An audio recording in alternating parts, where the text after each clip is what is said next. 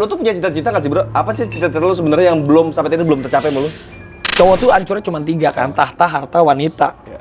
Dan jayanya juga karena 3. Apa? Ya harta, tata, wanita. Ya, wanita nggak sama wanita itu belum tentu kita berjaya bro. Pasti kalau misalnya pergi ke acara apa, party, misalnya ada acara apa, cewek-cewek banyak gitu. Ya Gigi mah. Ya masa cuma sapa-sapaan doang. Iya ya? paling aja. Gitu. Ya alhamdulillah juga gue punya istri yang nggak mengkang, nggak apa gitu. Lu nggak kebayang bro kalau misalnya Gigi yang selingkuh? Nah, Gimana rasanya kalau sebagai laki-laki lu ternyata menemukan Gigi selingkuh? hebat ya istri kita deh.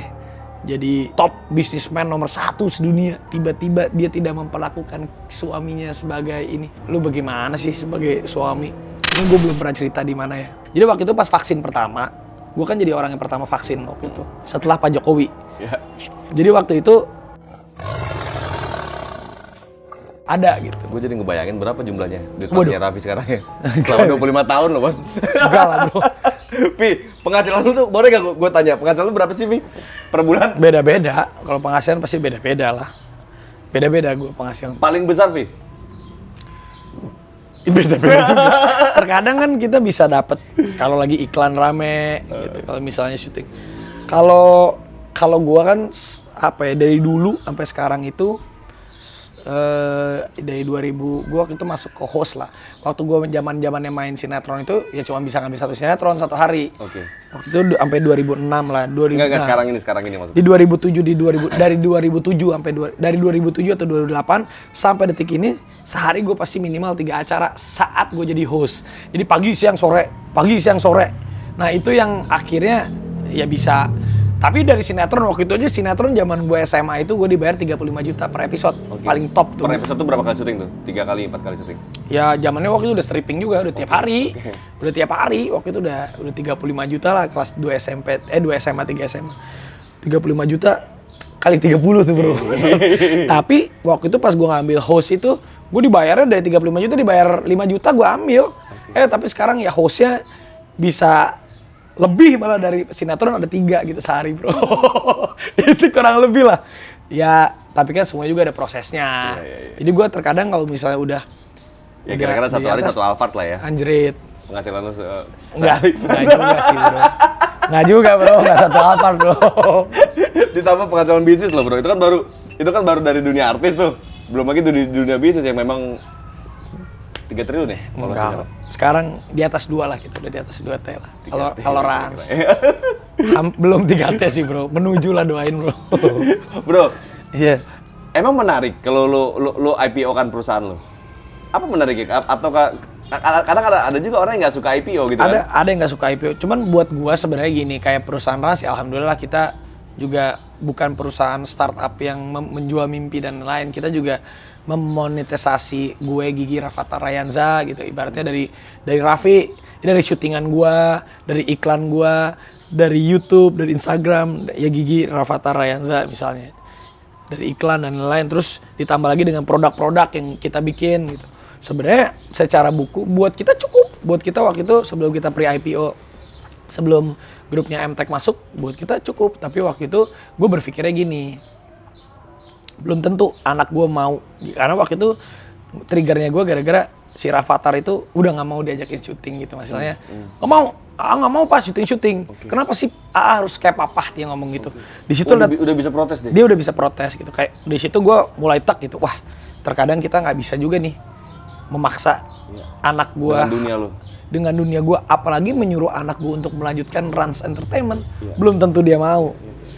Tapi gue sama Gigi ngobrol gitu. Oke, dengan pergulatan panjang akhirnya yaudah deh gini deh sayang. Seenggaknya kalau visinya aku bilang, ya itu dia, aku pengennya kalau sampai aku mati, ya aku menaruh satu legacy. Rans itu bukan Raffi Ahmad, ataupun perusahaan itu jangan tahu Raffi Ahmadnya lah. Tahu yang memang punya beberapa unit bisnis ataupun vehicle yang memang seenggaknya bisa diingat orang, bisa berguna, dan sampai aku mati aja setiap tahunnya dia masih hidup dan bisa menghidupi banyak orang. Oke, tapi kita nggak bisa nih jadi perusahaan keluarga. Akhirnya kita, walaupun di ujung saham lu makin lama makin kecil. Nggak masalah juga. Sekarang sih kita masih 80% bro.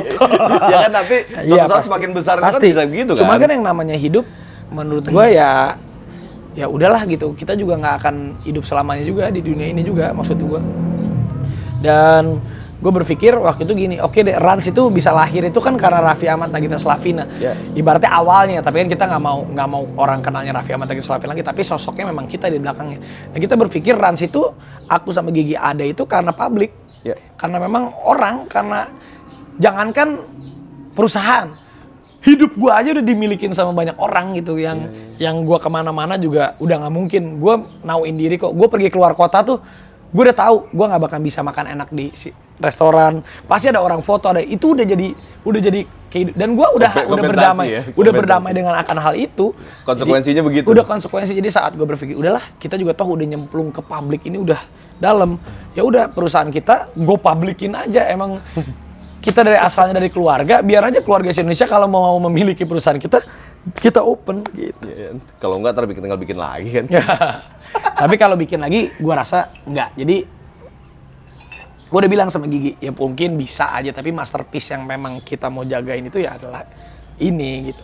Belum tentu juga gue bikin perusahaan, ada juga gue beberapa perusahaan yang ya tapi belum tentu juga bisa seperti ini. Itu dari sektor olahraga, dari sektor berbagai macam sektor lu jalanin. Dari semua aspek, dari semua segmen bisnisnya Rans, mana yang paling menarik sih? Dan maksud gue gini, bukan dari cuannya doang, dari sisi ini gue banget sebenarnya, gue pengen ini yang besar. Hampir semuanya. Hampir gitu lah, Mas, nggak ada salah satu yang gini, lo berharap. Sebenarnya kayak contoh entertain.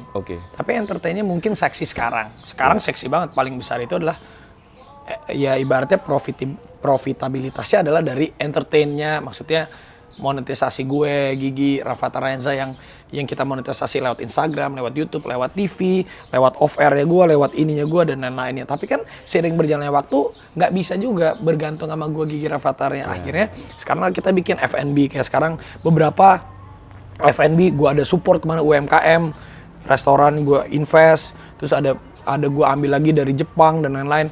Itu udah mulai growth-nya oke. Dan seneng gitu. Terus ada juga olahraga kayak bola basket. Mungkin bola basket sekarang belum ada cuannya. Apalagi dengan sepak bola sekarang lagi begini, nggak ada support. Yang sama Dito tuh bola basket ya? Basket sama Dito. Basket bola itu, ya basket. Kalau basket itu liganya membaik. Tapi kan kalau dibandingkan sama bola, ibaratnya bola kan kelas. Kalau basket marketnya kuat, lifestyle-nya, tapi kan mungkin di basket di Indonesia lagi berkembang nih. Jadi sponsor juga pasti selalu mikir 2 kali. Belum, tapi sekarang udah alhamdulillah, maksudnya kalau bola kita bisa dapat 10 sponsor, basket paling 1-2 orang yang belum semuanya inilah gitu. Kalau bola kan udah tayangin di salah satu stasiun TV besar, kalau ini kan masih baru di digital dan lain-lain.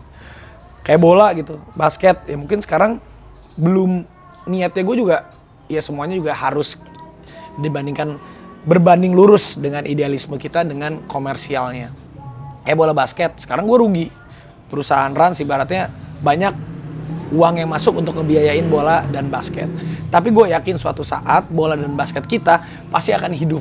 Nah kalau bola dan basketnya itu nanti suatu saat hidup, bukan cuan aja yang dapetin, ada kebanggaan lain. Misalnya banyak anak-anak muda yang nantinya mungkin dipakai timnas, banyak anak-anak muda yang bisa mewujudkan mimpinya jadi pemain bola di tempat kita, di tempat basket, banyak banget yang memang itu yang ada kayak kepuasan-kepuasan lain gitu loh. Dan secara intangible-nya lebih luar biasa. Kayak sekarang lu Liga 1 bola, Persija, Persib, nggak ada yang bisa berani beli, maksudnya mau beli berapa gitu. Valuasi udah suka-suka. Ya itu kan intangibilitas yang nggak bisa kita hargain. Itu ada kepuasannya yang tidak ternilai, kayak gitu-gitulah. Jadi semuanya itu, apapun yang gue bikin itu, semua unit bisnisnya sekarang hampir 20 unit bisnis itu, semuanya gue atau Gigi suka, gue atau Gigi ngerti, gue atau Gigi punya roadmapnya untuk bisnis ini gitu. Itu dulu, jadi nggak ada yang bisnis yang hanya sekedar gue nyemplung gitu, nggak ada. Pasti kitanya ada alasan di balik. Minimal yang lo pahami juga ya? Seenggaknya kalau gue nggak paham, asal gue suka dulu, nanti gue belajar. Lo pelajarin? Iya, kayak contoh live shopping. Gue sama Gigi nggak paham, Gigi lebih paham sih, tapi kita belajar, akhirnya ngerti. Ya, perkembangan dunia digital sekarang, Vi. Terlalu cepat dunia digital sekarang berkembangnya ya, dengan banyak tumbuh platform-platform baru gitu, Vi. Sementara banyak juga orang-orang yang akhirnya menolak untuk memodernisasikan dirinya dengan dunia digital. tanggapan lu soal dunia digital gimana? Dunia digital itu hebat, konvensional dan digital itu apapun mereka harus dipadu-padankan. Jadi konvensional itu ya contoh deh, misalnya TV konvensional yang nonton kan dalam negeri aja. Kalau kita viral di digital itu nembus langit bro, maksudnya nembus langit itu bisa nyampe ke worldwide. Tapi ya persaingannya jauh lebih berat daripada TV konvensional gitu. TV konvensional kita bersaing sama orang yang itu-itu aja yang pengen di situ. Tapi kan digital tuh kayak TikTok, Instagram, lu bayangin aja worldwide bro. Tapi ya terbukti saat kemarin COVID lah. Saat kemarin COVID, orang nggak ngapa-ngapain, digital itu merajalela. Karena orang semuanya megang handphone dan di rumah gitu. Dan ya meskipun sekarang udah mulai seimbang lagi sama konvensional. Tapi intinya yaitu kalau gue pribadi mau digital, ada apa Instagram, YouTube, TikTok. Setiap ada platform baru, kita nggak boleh ketinggalan tanda kutip.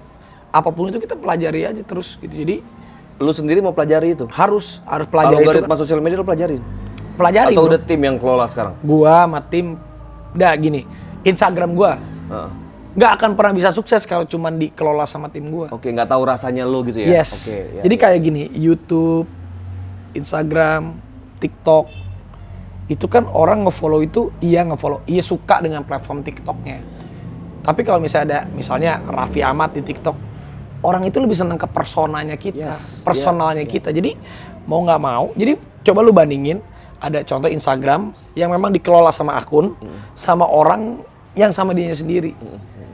Beda pasti, attachment-nya dan engagement-nya pasti akan berbeda. Jadi segala sesuatu, kayak gue nggak suka joget-joget TikTok, tapi mau nggak mau ya kita coba, meskipun gue tahu gue di TikTok ya segitu-gitu aja gitu, artinya mencoba lah. Tapi TikTok Raffi berapa sih? ya 10 jutaan lah. Jauh sama Instagram lu gila Jauh ya? lah. Hampir 70 juta ya sekarang ya? Ya hampir lah. Jadi kayak YouTube, Instagram, gue seneng gitu. Tapi TikTok gue juga Lu seneng. udah punya negara sendiri tuh bisa. Kayak TikTok gue seneng. Cuman kan gue tuh emang sama Gigi bukan yang lincah gitu. Tapi kita coba untuk, apalagi TikTok sekarang lagi gila sih. Kita akuin lagi gila. Jadi ya gue coba pelajari aja gitu. Nggak semua. Jadi gini, nggak semuanya. Kalau gue punya prinsip, gue daripada punya satu keran yang airnya deres, gue lebih punya 10 keran atau 20 keran, gue mendingan punya meskipun nggak deres-deres banget. Jadi ibaratnya di setiap tempat itu gue nggak perlu gue jadi nomor satu. Tapi seenggaknya gue di situ ada di tempat yang bener gitu loh. Karena kalau kita punya satu keran doang, ya ibaratnya kerannya mampet, keran ini kita susah. Tapi kalau ada 10 keran itu, kerannya mampet sekarang, ya kita bisa sambil betulin yang ini jalan, yang ini jalan. Kalau gue mendingan kayak gitu. Makanya gue dari dulu itu selalu lompat kan ke TV A, TV B, TV C. Gue dulu pernah, ini selalu gue bilang lah, gue punya pengalaman waktu itu dari gue main sinetron jadi host, main sinetron jadi pemain film, udah jadi bintang lah. Ibaratnya kalau di entertain kan pemain sinetron sama pemain film tuh, wah dulu tuh apalagi main film, wah dulu image kita udah layar lebar itu ya? Wah layar lebar. Terus gue jadi host, ada yang ngomong gini, lu ngapain sih bro? Udah jadi bintang film, jadi bintang sinetron dan bintang iklan, terus lu jadi host. Host itu lu menampilkan bintang. Berarti lu bukan bintang. Kita panggilkan Vasco, berarti bintangnya Vasco. Gue bilang sama orang itu. Seakan turun kasta gitu. Gua akhirnya bilang sama orang itu, gua nggak mau jadi bintang bro. Gua mau jadi langit. Terus satu hari gua tempel bintang-bintangnya di langit gua, gitu. Jadi gua nggak mau. Jadi bintang itu, wah kadang redup, kadang hilang.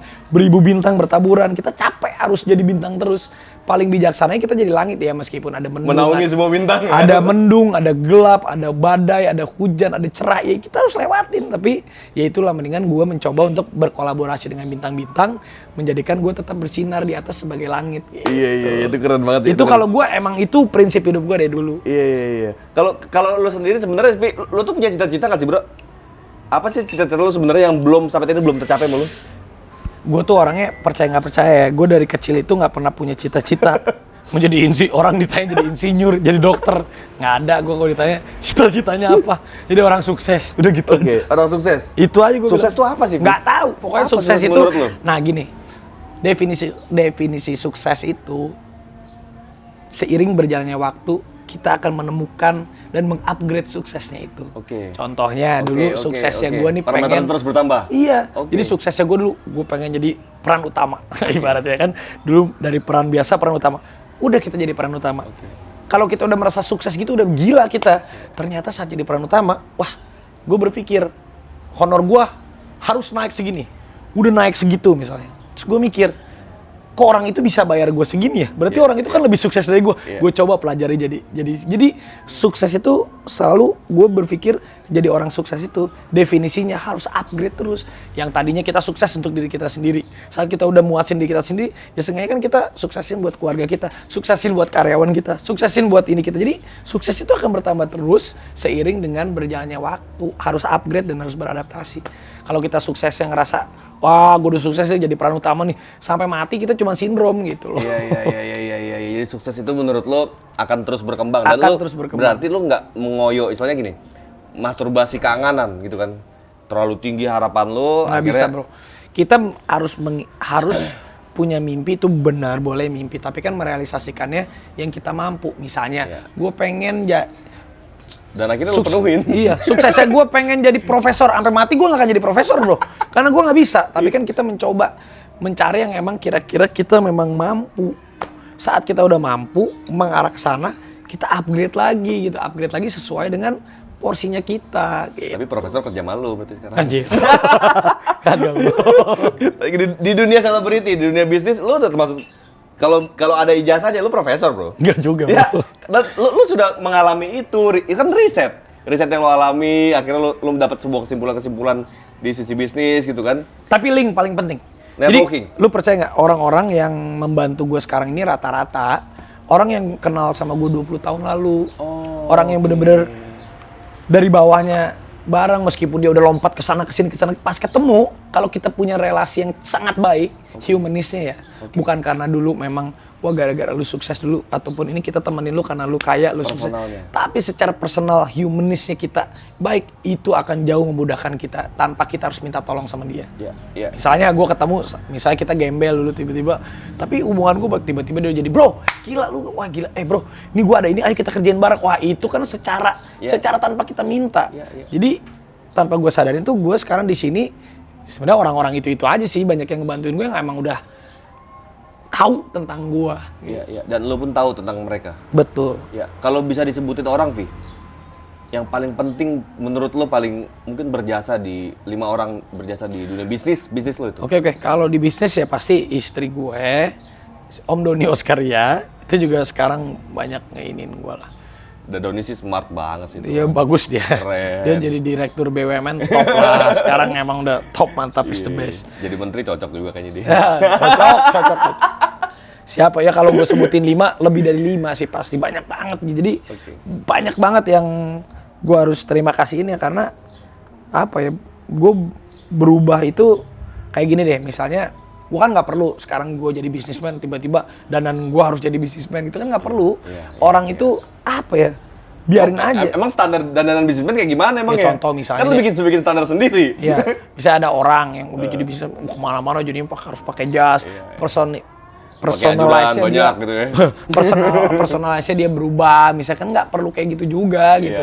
Orang itu biar aja orang yang menilai kita sukses itu jangan dari diri kita sendiri, biar orang aja yang menilai itu. Kita tuh tidak boleh menilai diri kita sendiri untuk orang lain. Kita boleh menilai diri kita sendiri untuk diri kita aja. Kalau untuk orang lain rasa-rasanya biar aja mereka yang dan percaya kok kalau misalnya orang itu kan ada yang butuh pengakuan, ada yang perlu ditaraf ini. Lakuin aja pelan-pelan biar orang juga yang lihat sendiri gitu. Respect sih, gue jujur respect banget sama Luffy ya. Ya mungkin kita juga belum segitu dekat lah kenal, maksud gue. Tapi gue amatin lu, Raffi ini orang yang nggak ujuk-ujuk tiba-tiba sukses. Hancur ketanam tanah juga pernah gitu kan, akhirnya naik lagi, jatuh bangun begitu kan. Respect sih gue. Dan lu gaya lu masih begini-begini aja dari dulu. Dari dulu. Nggak berubah bro. Kalau mau nggak tahu lu inget apa nggak, gue sebenarnya udah kenal dan nongkrong sama lu sebenarnya udah lama Vi. Udah puluhan tahun gitu loh. Pernah kita nongkrong bareng dulu kan. Tapi ya lu masih begini gaya lu, Bri. Walaupun omset lu udah triliunan. Gaya lu masih begini aja kan. Aminin gila, aja. gue bilang nih orang gila nih. Ini dan yang repotnya, Vi. Semakin besar kita nanti tanggung jawab kita terhadap anak ini repot nih. Mampu nggak anak menjaga nama besar dia menjadi minimal kayak bapaknya kan, itu kan repot bro, beban loh bos. Iya. Tapi gue selalu bilang sih sama Rafathar, gue selalu membesarkan hatinya dia tuh, bukan gue menambahkan dia beban ya. Kayak misalnya gini, Rafathar mau jadi apa, nggak harus jadi papa, tapi Rafathar seenggaknya harus bisa sukses untuk diri kamu sendiri. Maksudnya gue menguatkan dia bahwa ya lu jadi diri sendiri, nggak perlu harus jadi gue gitu, biarin aja. Dan gue senangnya Rafathar tuh ya apapun dia udah bisa ngomong. Kalau dia nggak mau ya dia nggak mau gitu. Karena gue dulu apa ya, gue nggak pernah dikasih target sama bokap gue dulu selama bokap gue hidup. Jadi maksudnya nggak pernah digeber gitu. Iya, secara statistik kan bokap lo mungkin lo udah mengejar karir bokap lo gitu ya. Ini Rafathar kan masih jauh nih, Vi. Masih kecil kan dia kan. Ini berat lo, beban buat Rafathar. Tapi nah jadi gue selalu gara-gara gue dulu sama bokap gue sama nyokap gue nggak pernah gini. Harus jadi insinyur ya, harus jadi ini ya, nggak pernah. Cuma ditanamin, seenggaknya lu harus jujur deh jadi orang, udah gitu aja. Sama lu kerja keras, udah kerja. Lo paham itu kan selesai. bro? Lo paham bro? Banyak teman-teman kita yang dulunya orang tuanya gila-gila. Sekarang mereka, dulu gue begini, dulu gue cerita. Mendingan kayak lo gitu kan. Dulu gue susah, sekarang gue kaya gitu kan. Lebih enak gitu ceritanya kan. Ya sebenarnya ya apa ya, gue suka kata-kata no pain no gain gitu No pain, no gain. maksudnya. Gue suka banget, jadi memang wah anjrit, dulu gue sih berdarah-darah coy. Maksudnya hidup di Jakarta sendiri, ya apapun memang hidup tuh pilihan. Waktu itu pilihan bukannya gue gak suka sekolah, tapi keterbatasan badan gue dulu. Ibaratnya gue gak ada supir, gak ada asisten, gue nyetir. Gue beli mobil lah mampu, waktu itu beli mobil second. Syuting sampai malam jam 2, dan gue kan tidur sendiri gak bangunin gue sekolah. Tapi gue punya konsekuensi, oke gue anjir, gue keterlambat gue sekolah. Tapi gue dengan mengorbankan gue ibaratnya. Waktu itu gue memilih, karena kan bokap gue meninggal. Jalan yang lain. Jadi gue jalan lain, tapi gue nggak boleh Totalitas. gagal. Oke. Harus totalitas. Jadi sesuatu hal yang harus kita pilih. Hidup itu emang bener sih. Jalan itu ada lurus, ada bercabang, ada persimpangan. Hidup tuh pilihan itu bener. Tapi saat kita memilih, kita harus tahu konsekuensi apa yang terburuk dan terbaiknya. Saat terburuknya kita tahu, ya kita gimana pun kita kejar yang paling terbaik. Kita harus komit. Hidup itu harus komit. Komit itu nomor 1. Komitnya buat diri sendiri aja, nggak usah buat diri orang lain. Kita sukses tuh buat diri sendiri. Kita gagal juga yang malu diri sendiri. Kita sukses juga orang lain cuma bilang nyelamatin, gila bro lu sukses. Kita gembel juga teman-teman juga nggak ada yang bantuin juga. Jadi semuanya itu depends on kita. Komitmen terhadap diri sendiri. Komitmen sama diri sendiri. Ini dalam sih bro. Harus bro. Jadi gue dulu pernah ngerasain saat gue susah juga paling teman gue, wah bro, pasti lu bisa bangkit, paling kan itu. Ya kita juga mau diharapin apa sih? Kita mau mohon-mohon dikasih duit. Nggak kan enak juga, nggak enak juga. Iya. Jadi kembali lagi adalah kita sakit untuk diri kita sukses ya untuk diri kita. Syukur-syukur kita bisa nyenengin orang lain. Tapi kan kadang juga kalau kita susah, orang lain tuh seenggaknya, bro semangat ya, itu doang yang dia kasih. Ada yang ada terus di samping kita, nemenin kita ada. Tapi kan balik-baliknya emang dia nemenin setiap hari gitu kita akan sukses kan? Enggak juga, semuanya diri kita sendiri. Lu bro, ini pertanyaan juga gue kadang-kadang bingung Raffi ya. Raffi Ahmad dengan follower puluhan juta, hampir ratusan juta kalau ditotalin semua gitu kan. Yang udah bisa bikin satu negara. Pasti banyak banget fans lu cewek. Udah enggak sekarang sih bro. Enggak. Udah enggak ketahuan maksudnya. Bro, kalau insight lu cewek berapa persen bro di Instagram? Lebih banyak cewek. Berapa persen bro? Gua nggak tahu, cewek itu lebih dari 60 lah. 60%? 60% cewek. Bro, Gigi gimana tanggapannya kalau Gigi tuh pasti banyak yang aneh-aneh kan? Jadi misalnya ngirim foto telanjang di DM pasti banyak.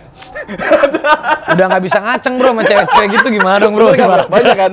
Ada kan? Ada yang, tapi kan DM gue berdua sama Gigi. Oke. Oh, DM-nya kebuka 2. Jadi gue nggak. Ya tapi kan dia orang mereka itu tahu itu bahwa itu akun lo.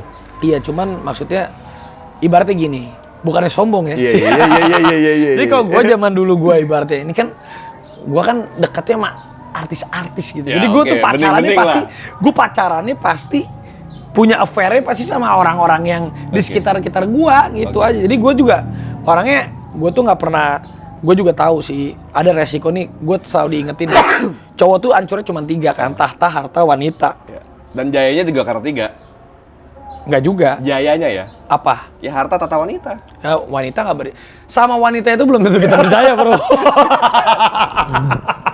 Sama wanita itu bisa terlihat kita berjaya. Oke. Belum tentu kita berjaya beneran. Iya. Jadi kalau sama tahta harta wanita, cuman gue udah tahu gitu, makanya terkadang dengan kalau tahta mungkin karena gue bukan penguasa kali ya, maksudnya gue kan belum lebih ke harta gitu.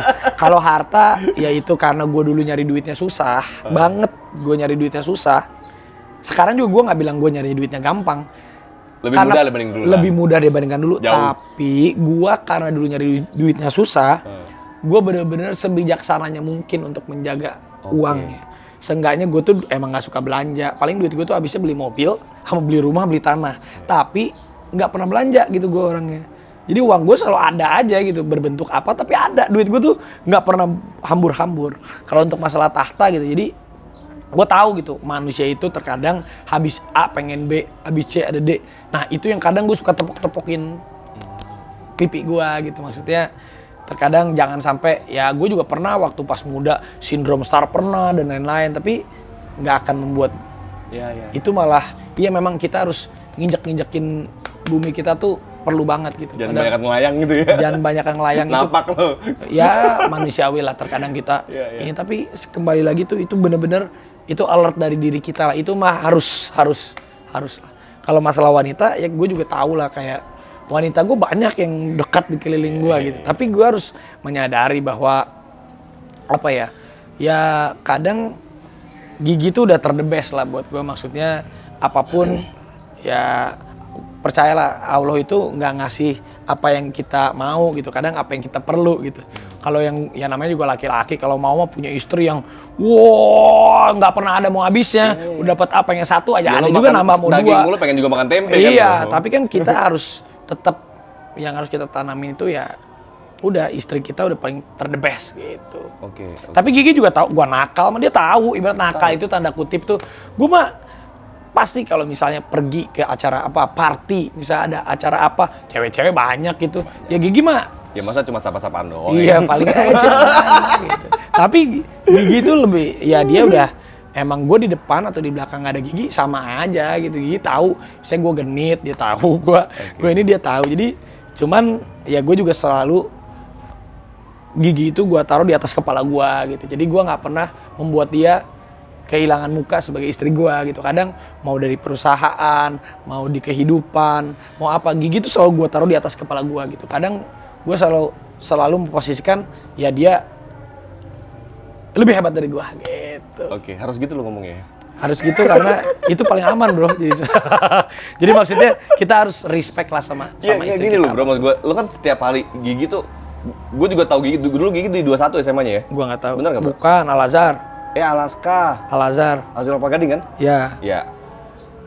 Dia populer, cukup dikenal juga pada saat itu kan, di angkatannya dia ya. Cantik banget lah gitu. Tapi kan kalau tiap hari makan daging, banyak juga tempe-tempe yang kadang-kadang mau ketemu lo gitu kan. Sebagai laki-laki, lo menghindar apa enggak? Capek bro, sekarang tuh kalau gue tuh gini, mungkin dulu gue masa muda gue udah happy banget lah. Mau apa masa muda gue, mau yang seumuran, mau tante-tante kek, mau apa ibaratnya mau lebih tua dari gue udah ibaratnya udah all you can eat lah. Sekarang saat gue udah begini, sama cewek itu kadang nih misalnya kita apa nih, mau punya pacar banyak, mau punya cewek kenalan banyak, capek bro. Dulu gue pernah di masa, hai ke 10 cewek, ngebales ini juga capek, yang ini ngebales capek. Jadi sekarang itu waktunya gue tuh udah buat kerja, ada me time sendiri, udah mau ngapain lagi gitu maksud gue.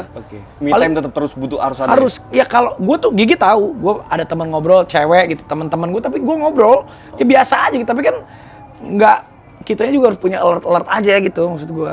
Iya. Gue agak susah mencernanya sih. Ya teman-teman cewek. Gue agak susah mencernanya sih. Iya teman-teman cewek, Gigi mah tahu teman cewek gue banyak. Banyak ya. Dia tahu. Dan dia udah nggak cemburu lagi. Adalah rasa cemburu mah mungkin tapi ada. Lebih tebel lah ya, lebih tebel. Tapi dia udah berpikir kayak. Lebih tebel lah ya. Dia udah berpikir kayak udahlah gitu, si Raffi juga udah tahu kali. Percuma juga kata Gigi juga ngapain gue. Emang gue harus nelponin lu 24 jam kan nggak perlu juga. Udah capek juga kadang. Udah sering ke gap juga gitu kan. Kalau ke gap sih nggak pernah sih. Kalau ke gap sih nggak pernah. Gue nggak pernah. Masih aman ya sampai sekarang ya? Masih aman. Ya masih aman maksudnya. Ya kadang gini juga lah, kayak misalnya apa ya. Gigi tuh orangnya nggak naif lah. Maksudnya ya alhamdulillah juga gue punya istri yang nggak mengkang, nggak apa gitu. Lu nggak kebayang bro kalau misalnya Gigi yang selingkuh? Gue percaya sama dia. Hah? Gue percaya. Kalau misalnya lu nemuin sesuatu hal misalnya, dia kan bukan orang jelek, orang terkenal, orang. Betul. Tapi gue percaya. Juga. Gini, gue percaya Gigi juga percaya. Gigi tuh percaya gue tidak akan meninggalkan dia karena gue cinta banget sama Gigi. Sama halnya gue juga percaya sama Gigi. Gigi nggak akan meninggalkan gue karena cinta. Karena kita ini udah sama-sama tahu gitu. Ya mungkin nggak bisa diungkapin ya, kayak mungkin kesannya kayak klise ya. Tapi ya takdir gue tuh hidupnya udah. Tapi Gigi ini emang nggak genit ya anaknya ya? Dia tuh, nah itu yang gue beda banget sama gue gitu. Iya. Kalau Gigi tuh nggak genit, dia Kayaknya kalau memang laki masuk kayak langsung dibenteng sama dia. dia bisa menjaga marwahnya lah kalau si Gigi itu sebagai seorang istri gitu. Nah, gimana rasanya kalau sebagai laki-laki lu ternyata menemukan Gigi selingkuh? kalau gue apa ya? Kalau laki-laki selingkuh, Raffi selingkuh nggak? Gigi mungkin udah biasa nih. Enggak, Kalau kalau Gigi gue selingkuh? kalau perempuan selingkuh itu depends ya, tergantung ya. Kadang kan kalau gue tuh punya prinsipnya kalau ada sesuatu hal dengan rumah tangga kita maupun istri kita, anak-anak kita, nomor satu tuh yang harus disalahin itu suami dulu. Apapun itu permasalahannya. Karena buat gua biar keluar bahasa normatifnya, oke. Tapi ini beneran gue selalu bilang sama Gigi, ini selalu bilang itu kalau ada apa-apa sama rumah tangga, itu yang disalahin tuh nomor satu adalah suaminya dulu, si kepala rumah tangganya dulu. Jadi kalau seandainya Gigi selingkuh, gua akan bertanya dulu sama dia gitu, apapun itu.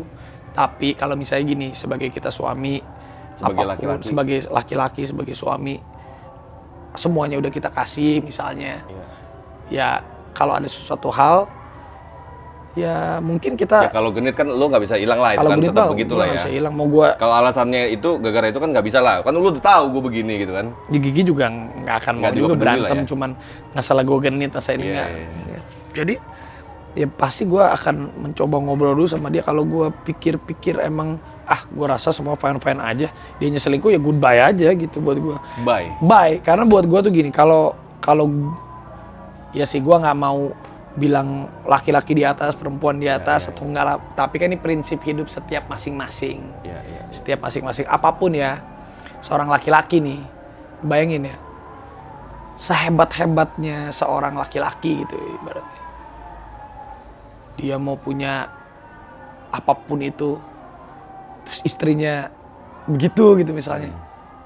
Hancur bro semuanya bro. Kayak keinjek sih harga diri semua ya. Karena kan apapun emang sama, perempuan Ya, juga laki-laki itu butuh pengakuan sih sebenarnya. Harga dirinya laki-laki dan perempuan sama. Tapi kan ada sesuatu hal yang berbeda yang kita tidak bisa sebutkan, tapi semua individu juga tahu. Bahwa laki-laki dan perempuan itu ada sesuatu hal yang emang sebagai istri itu di mana sehebat-hebatnya, bayangin aja nih, sehebat-hebatnya istri kita deh. Jadi top bisnismen nomor 1 sedunia. Tiba-tiba dia tidak memperlakukan suaminya sebagai ini. Lu bagaimana sih sebagai suami? Nggak akan juga lu bangga sebagai punya istri segitu hebatnya, tapi lu sebagai suami tidak dihargain gitu. Jadi ada sesuatu hal, makanya gue kalau ngomong ini kan agak sensitif karena perempuan dan laki-laki semuanya sama, harga dirinya harus sama, ini sampai ada suatu hal yang emang nggak bisa diungkapkan gitu. Tapi kita juga tahu kok suami dan istri itu ada di mana gitu posisinya. Gitu. Secara sosial udah memahami lah, udah terjadi dogma itu dari sejak dulu kala kan. Iya, jadi kalau kita udah tua gitu, uang itu boleh semua orang bisa cari sebanyak-banyaknya. Tapi istri dan suksesnya anak dan istri dan keberadaan istri kita dan kesuksesan anak kita itu yang jadi kebanggaan kita kalau udah tua nanti. Kayak contoh deh misalnya nih, gue punya ini, gue punya itu, gue misalnya suatu hari udah ngerasa paling oke, tapi istri gue begajulan, anak gue berantakan, apa sih yang kita harus bangga? Nggak ada yang bisa kita banggain gitu maksud gue. Jadi ya ada suatu hal yang emang nggak bisa diungkapin, tapi itu menjadi momok kita sebagai kepala rumah tangga yang harus kita jaga tuh itu. Malu juga lah kita ibaratnya sesukses-suksesnya, contoh deh sesukses-suksesnya kita, tapi rumah tangga ibaratnya ya rumah tangga pasti semua ada permasalahan. Tapi kalau rumah tangga kita ya bercerai itu ada aja memang takdirnya begitu. Tapi kalau rumah tangganya hancur, anak-anaknya hancur, apa yang mau kita banggain gitu maksudnya. Itu hal mendasar banget sih. Itu hal mendasar banget. Hal mendasar banget dari seorang laki-laki. Walaupun lu sering berkhianat sama istri, tapi kalau dikhianatin nggak mau tetap ya? Nggak boleh bro. Tapi gue berkhianat laki-laki itu. Dia Ibarat kan berkhianat juga kan itu kan. ya sebenarnya nggak Genit masa berkhianat sih, ya? nggak berkhianat. Kalau genit tuh gue nggak Oh, berkhianat. nggak berkhianat ya? Berkhianat itu kalau istri kita nggak tahu. Oh iya. Kalau istri kita tahu dan setiap iya. hal istri kita tahu itu kan nggak berkhianat. Iya. Itu kita mencari ke Iya. kayak misalnya gue selalu bilang sama bini gue. Apalagi sampai sejauh ini belum pernah ke gap kan kata lu Nah, tadi. gue selalu bilang sama bini gue gini, gue nggak pernah bohong, Iya. tapi jujurnya gue tertunda. Gue selalu bilang cuma dikurangin gitu ya. ya Nggak jujurnya semuanya dibuka. nanti aja gitu maksudnya gue. Iya, aku lagi sama dia. Ngapain? Lagi makan. Iya, makan Lagi doang makan, ceritain. habis makannya kan nggak diceritain. Iya. Enggak lah. Bro, ini terakhir bro, gue pengen bikin game sedikit sama lo. Ini gue mau sebutin nama-nama tokoh publik. Lo jelasin singkat deh tentang nama orang itu misalnya ya. Pertama gue sebutin Joko Widodo. Wah,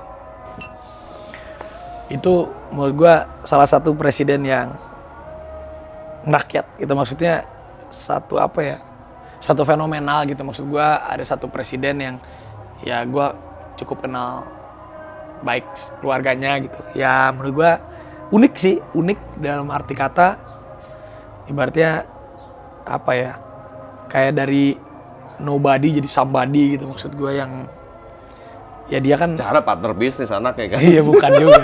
Partner bisnisnya anak presiden bos. Enggak bos. Gila. Tapi ya itu nih salah satu juga nih kayak Pak Jokowi itu hebatnya dia selalu sapa nama. Oke. Itu yang buat kita senang juga.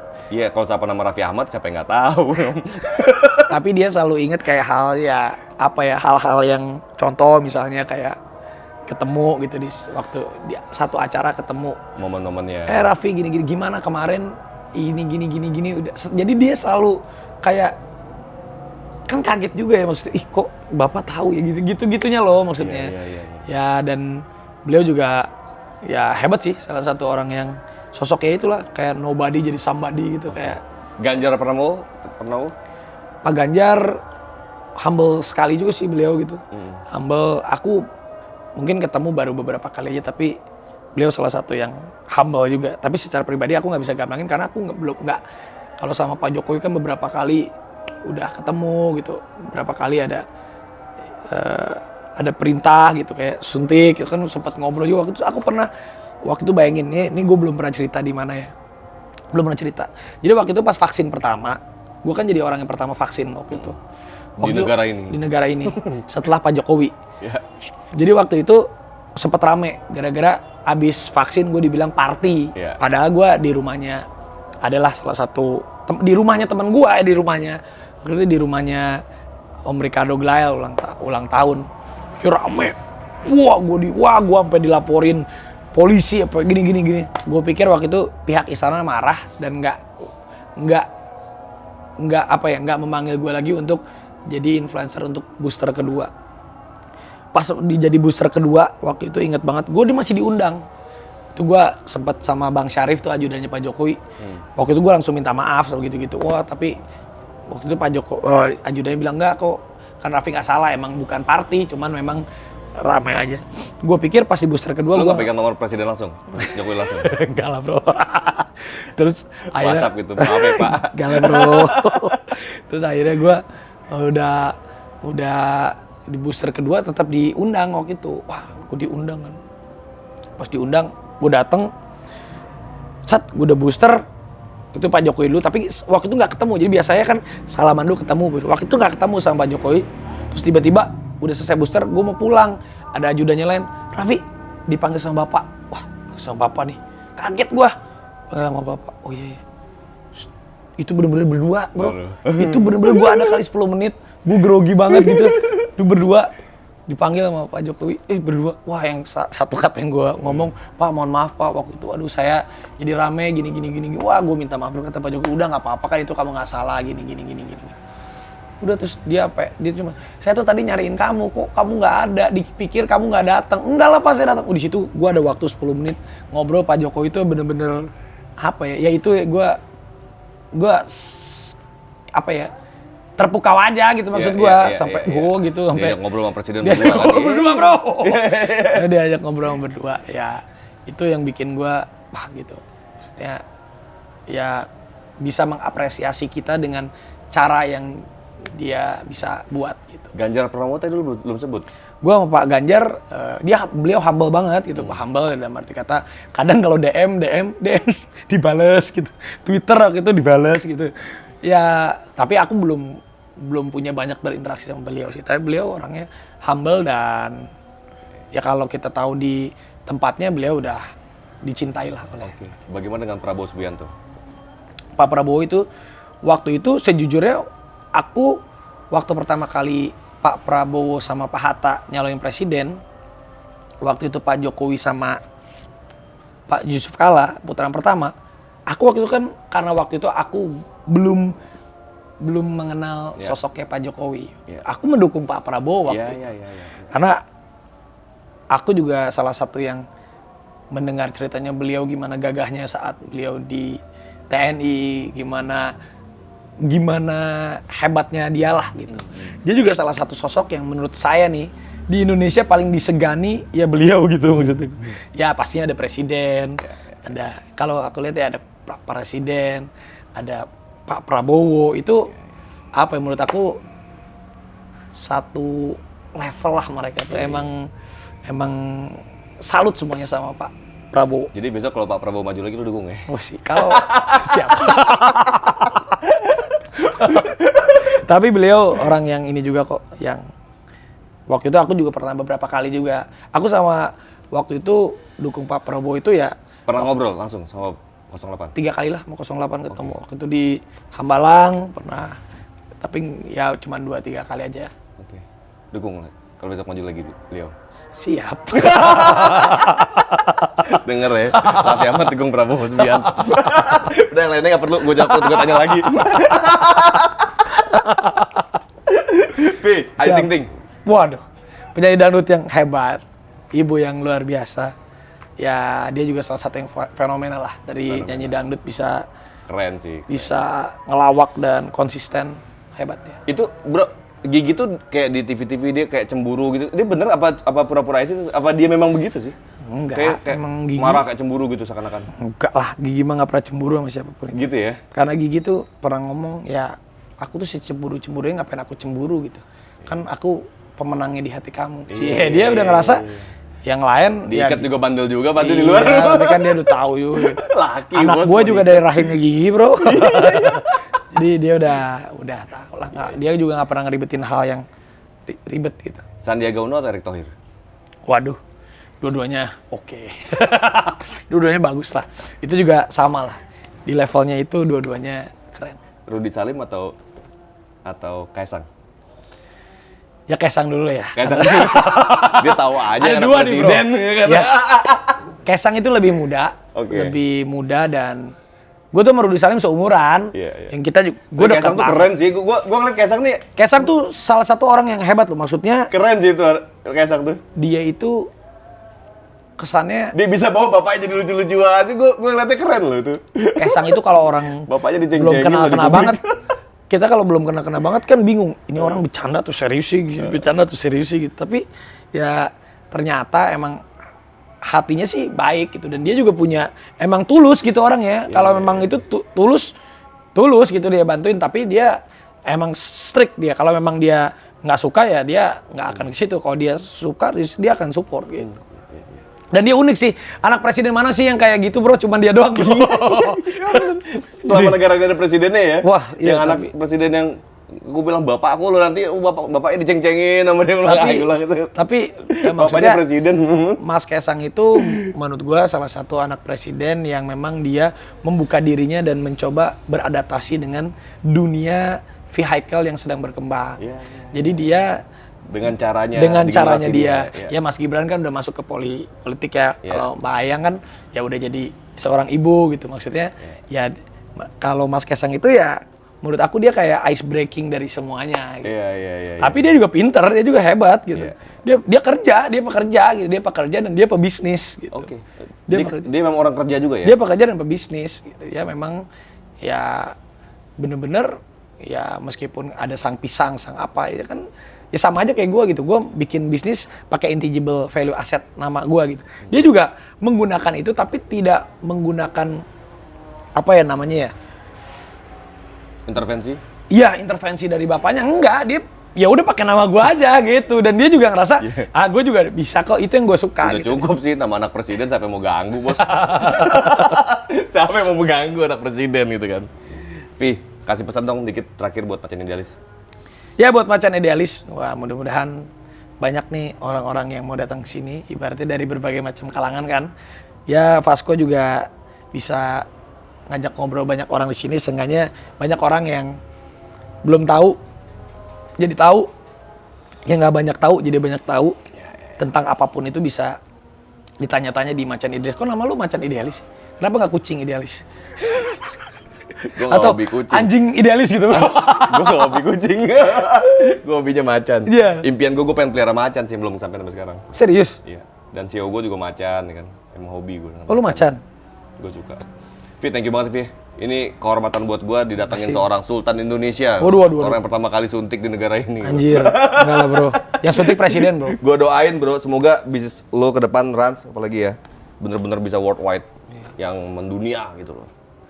Amin. Thank you banget Vi. Terima kasih.